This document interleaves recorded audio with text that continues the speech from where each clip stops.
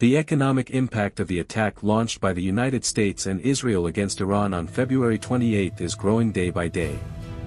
After the war began, which is now affecting global markets, significant impacts were seen in stock markets, commodity prices, and oil.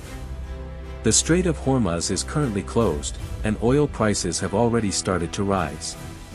This may seem like a distant geopolitical issue, but in reality it could affect the global economy very quickly. Oil prices have risen from around $70 per barrel to nearly $90. In the United States, gasoline prices increased by about 10%, rising from around $3 to approximately $3.30 per gallon. After the surge in oil prices on Friday, further increases are expected. In Europe, natural gas prices have risen by nearly 100%. All of these increases are creating pessimistic outlooks about how much inflation could rise both in the United States and around the world, largely depending on how long the war continues. Rising tensions between the United States and Iran have now turned into a broader regional conflict. Iran has reportedly targeted U.S. bases across the region, while American airstrikes continue hitting targets inside Iran. At the same time, Iran has partially neutralized Israel's air defense system, known as the Iron Dome, which was once considered nearly impenetrable, and has launched missile strikes on the city of Tel Aviv. Israel, in response, continues bombing Tehran. Oil refineries have now become key targets. For people living in the region, daily life has been severely disrupted.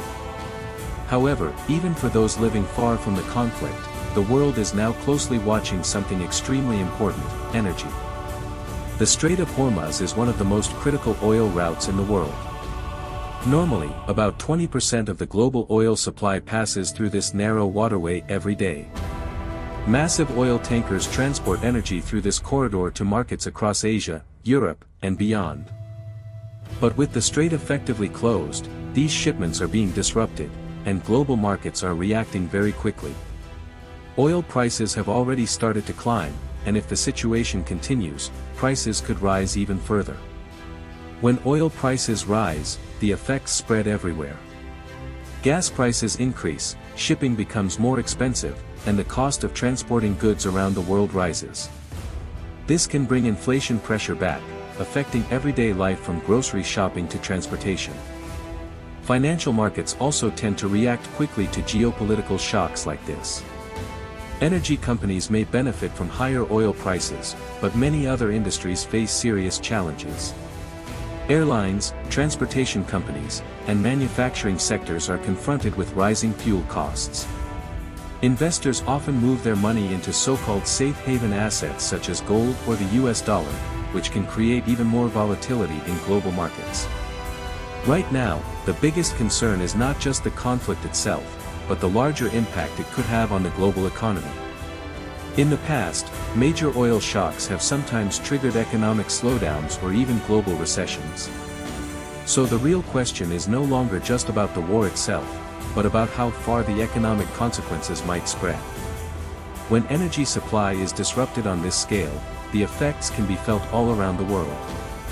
And right now, this is exactly what global markets are watching. There are no real winners in wars, except the wealthy. Don't forget to follow Iron Horizon for deeper analysis on geopolitics, markets, and the global economy.